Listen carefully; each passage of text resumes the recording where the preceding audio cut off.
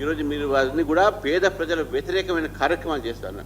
మేము కూడా నమామి గంగా చేసాం, 40,000 కోట్లు పెట్టి ఈరోజు బ్రహ్మాండమైనటువంటి నదిని సాఫ్ చేసినాం.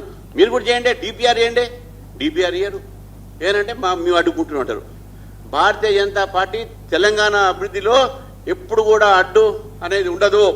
తెలంగాణ కోసం భారతీయ జనతా పార్టీ ఈరోజు డెవలప్మెంట్ ఒక భాగంగా ఉంటాం. మేము ఈరోజు జూబ్లీ హిల్స్లో కూడా అభివృద్ధి కార్యక్రమం మీదనే పోరాడుతున్నాం, మతం మీద పోరాడట్లేదు. మతం మీద పోరాడేది మేము. కాబట్టి ఈరోజు రేవంత్ రెడ్డి గారు చెప్తా ఉన్నాను, మీరు ఈరోజు మాట్లాడిన మాటలన్నీ కూడా మారడుగా చేసినట్టు అబద్ధాల ప్రచారం ఉంది. Congress party is mother of all lies and in that you have been a biggest liar in Telangana. అబద్ధాలు ఆడి ఈరోజు ప్రజల్ని తప్పుదారి పట్టించే ప్రయత్నం చేస్తున్నారు.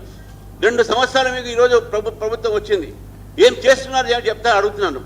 ఏ ప్రభుత్వం కూడా ఇంత తొందరగా ప్రజలు వ్యతిరేకంగా మారలేదు. మీ ప్రభుత్వం మీద, మీ పార్టీ మీద ఈరోజు ప్రజలు వ్యతిరేకంగా ఉన్నారు. ఈరోజు మీ పార్టీలో ఉన్నటువంటి ఒక విభేదాలు మీరు దారి మళ్లించడానికి రకరకాలైన కథలు అల్లుతూ ఉన్నారు. మా పార్టీలో విభేదాలు చేయడానికి ప్రయత్నం చేస్తున్నారు.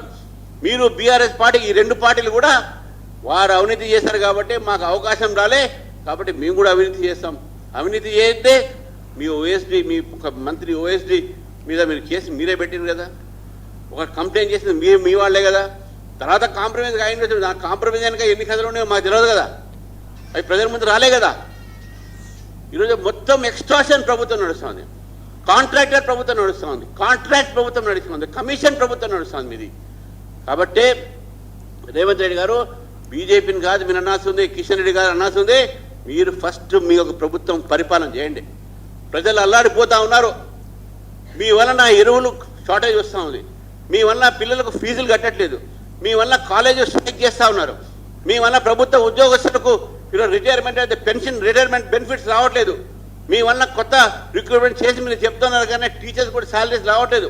ఉస్మానియా యూనివర్సిటీ, కాకతీయ యూనివర్సిటీ, తెలంగాణలో ఉన్న అన్ని విశ్వవిద్యాలయాలు కూడా ఏ ప్రొఫెసర్ కూడా సమయానికి వేతనాలు రావట్లేదు.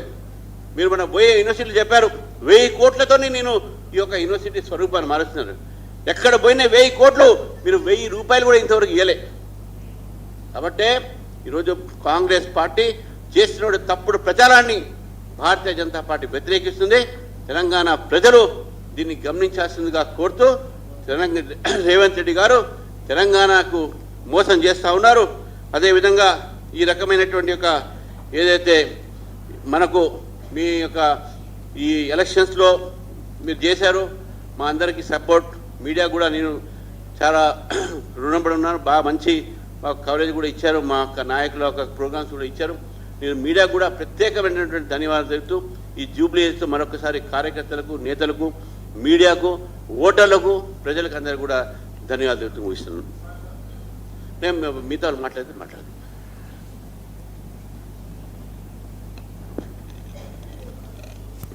అందరికీ నమస్కారం. ముఖ్యంగా గత నెల రోజుల నుంచి జూబ్లీహిల్స్ ఎన్నికల ప్రచారంలో పాల్గొన్నటువంటి భారతీయ జనతా పార్టీ నేతలకు, వివిధ ప్రాంతాల నుంచి వచ్చేసి భారతీయ జనతా పార్టీ గెలుపు కోసం కష్టపడుతున్న ప్రతి ఒక్కరికి, మీడియా మిత్రులకు అందరికీ ధన్యవాదాలు తెలియజేస్తా ఉన్నాం. ఈరోజు రేవంత్ రెడ్డి గారు మాట్లాడుతూ అనేక అంశాలు మాట్లాడుతూ పూర్తిగా అసత్యాలతో కూడినటువంటి, కేవలం మాటల గారెడితోటి మళ్ళీ మభ్యపెట్టి ఓట్లు దండుకునేటువంటి కార్యక్రమం చేస్తూ ఉన్నాడు. ఈ రాష్ట్రానికి కేంద్ర ప్రభుత్వం 11.5 లక్షల కోట్ల రూపాయలు ఇచ్చిందని ఆధారాలతో సహా అనేక సార్లు మేము అసెంబ్లీలో చెప్పడం జరిగింది. మళ్ళీ తెలంగాణకు భారతీయ జనతా పార్టీ ఏమిచ్చిందని మళ్ళీ అవే తప్పుడు ప్రచారం చేసే ప్రయత్నం చేస్తారు. అదే మధ్యలో కిషన్ రెడ్డి గారి మీద